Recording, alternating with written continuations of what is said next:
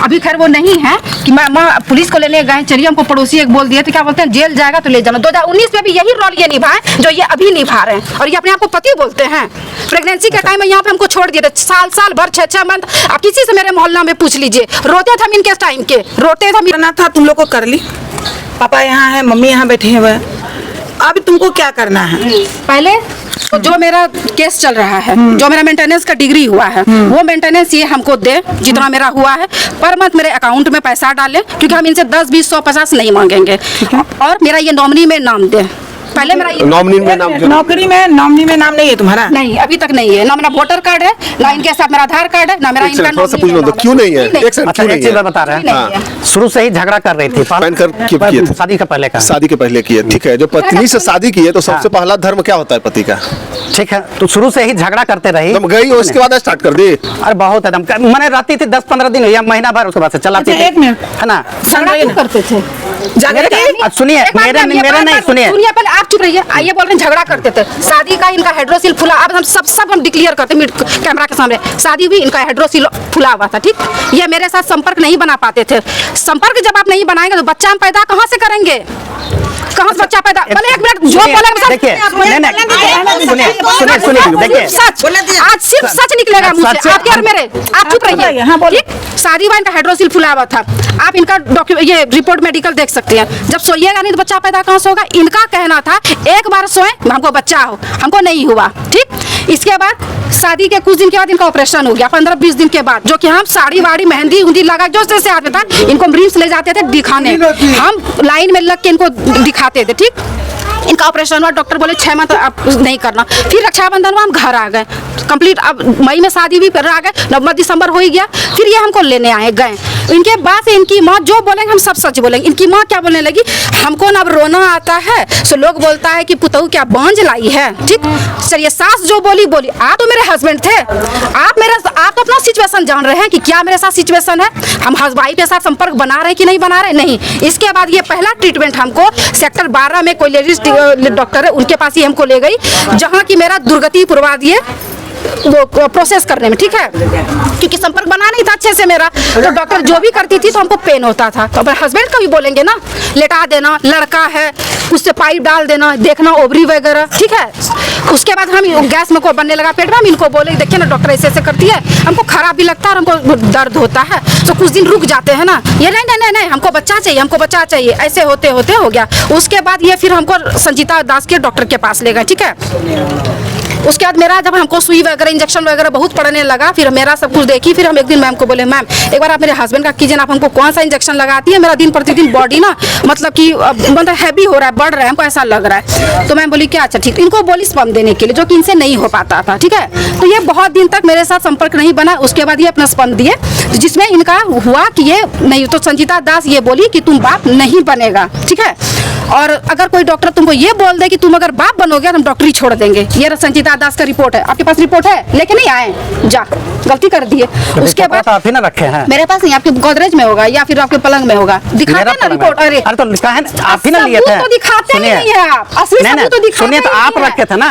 उसके बाद डॉक्टर ये बोल दी, उसके बाद ये आए हमको बोलते हैं पूरा रोने लगे, हम मर जाएंगे, आपका जिंदगी बर्बाद। हम इनको बोले अच्छा छोड़िए ना, बच्चा ही एक सब कुछ है, कोई दिक्कत नहीं, अगर बहुत कुछ नहीं होगा ना बच्चा हम लोग गोद ले लेंगे, लेकिन आप ऐसे हताश मत होइए कि हम आपका डोली शादी करवा देंगे। हम लोग आप मत वो सब चिंता कीजिए, हम आपके साथ ऐसे भी रह सकते हैं, आप हमको उतना टेंशन मत लीजिए। ये सब हुआ।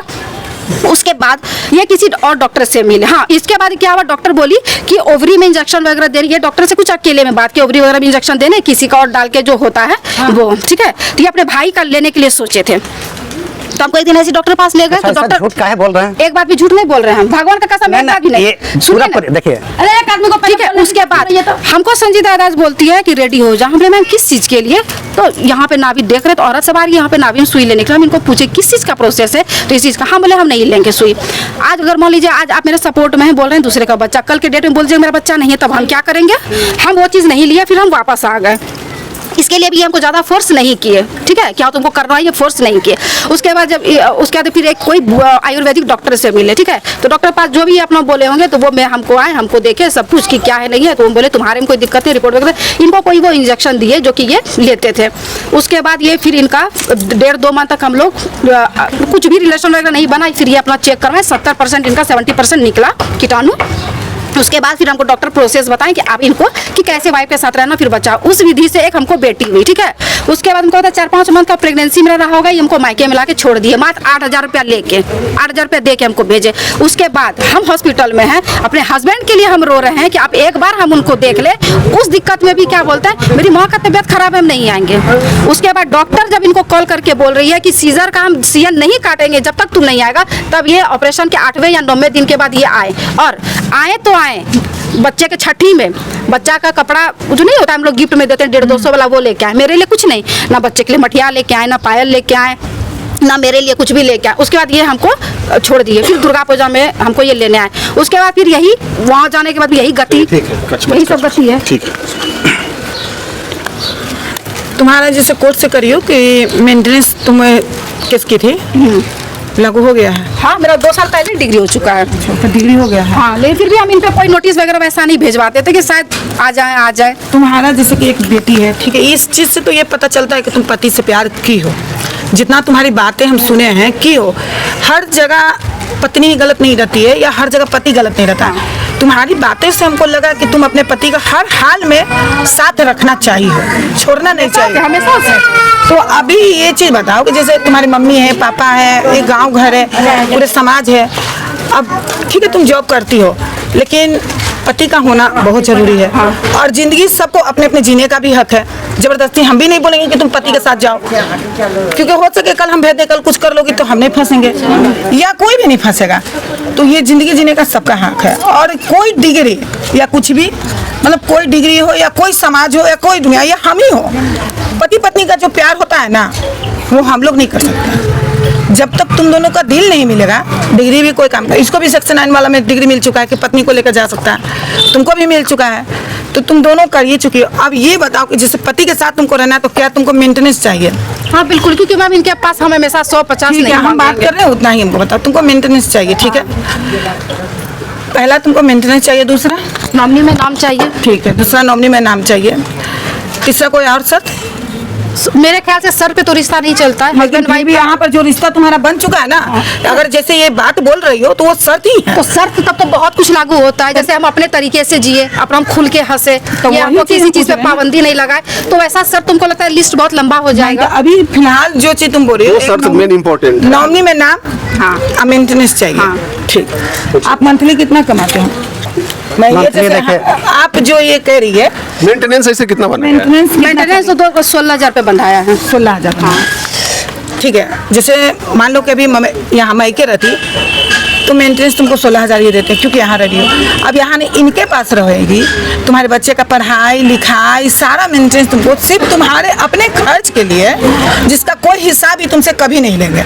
अगर हम अभी दिला दें, तुम्हारा मान सम्मान इज्जत करे, जो ये कर चुके हैं वो अब ना करें, ये चीज़ हम सारी चीज़ अभी लेंगे, जो भी गार्जियन आए हैं इनके सारा काम हम लेंगे, वो चीज़ ये ना करें। अब तुम दोनों पति पत्नी के बीच में जैसे अदर बाई कोई होता है ना, हल्ला हंगामा करना, लड़ाई झगड़ा, वो चीज़ नहीं होना चाहिए। और दोनों में, और तीसरा नॉमिनी में ना, वो सब चीज़ हम करवा देंगे। तुम पति के साथ रहोगी? रहेंगे, हाँ रहेंगे, रहोगी, ठीक। कि पहले तो देखिए हम आपको ये नहीं करें कि 16,000 दीजिए या 20,000 दीजिए, जितनी आपकी शक्ति है, क्या हर महीना उतना आप दे सकते हैं पत्नी का, लेकिन जिसका हिसाब आप नहीं दीजिएगा, वो अपना पैसा बैंक में रखे। देखिए सबसे पहला चीज है ना कि मेरे ऊपर एकदम इतना ज्यादा झूठा आरोप लगा दी, बॉडी ऑपरेशन ये सब, ये मार दी थी, एकदम फूल गया था।